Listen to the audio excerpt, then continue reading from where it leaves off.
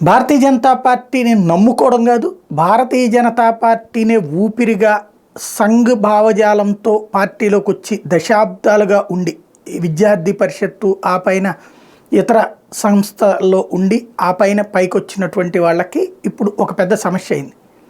Bharatiya Janata party Andhra Pradesh నాయకత్వానికి సంబంధించి ఏదైతే సీట్ల కేటాయింపు ఇప్పుడు ఇస్తున్నటువంటి లెక్కలు ఇవన్నీ కూడా బయట నుంచి వచ్చిన వాళ్ళకి మాత్రమే, వాళ్ళకి కూడా ఇస్తే తప్పులేదు, వాళ్ళకి మాత్రమే ప్రాధాన్యత అయ్యి తమనందరినీ పక్కన పెట్టేస్తున్నారన్నటువంటి అసంతృప్తి పెరుగుతోంది.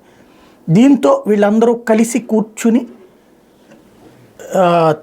పార్టీని ధిక్కరించడము, పార్టీ వ్యతిరేక కార్యకలాపాలకు పాల్పడటము చేయకుండా సహాయ నిరాకరణ, అంటే ఇక్కడ రాజకీయాలకు మమ్మల్ని వదిలేసేయండి, ఏదైనా రాష్ట్రంలో పనప్ప చెప్తారా చెప్పండి, లేదా పార్టీ పరంగా మేము పనిచేస్తాం, మోడీ గారి కోసం పనిచేస్తాం, కానీ ఈ ఎన్నికల వ్యవహారంలో మాత్రం మమ్మల్ని వదిలేసేయండి వీళ్ళ విషయంలో.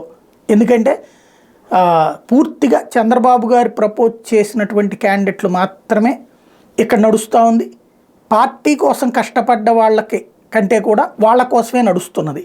కాబట్టి ఆ వ్యవహారంలో జోక్యం చేసుకోండి అంటూ దాదాపుగా 25 మంది వరకు నాయకులు ఒక్కటే పార్టీ బయట ఎక్కడో మాట్లాడడము, మీడియాతో మాట్లాడరు, పార్టీ బయట మాట్లాడరు, సోషల్ మీడియాలో పోస్టులు పెట్టరు, పార్టీ అధినాయకత్వం దృష్టికి తీసుకెళ్ళి ఒక లేఖ ద్వారా సహాయ నిరాకరణ కార్యక్రమం చేయాలన్నటువంటి ఆలోచన అయితే చేస్తున్నారు. అది ఎంతవరకు సాధ్యం అనేటువంటిది చూడాల్సి ఉంది.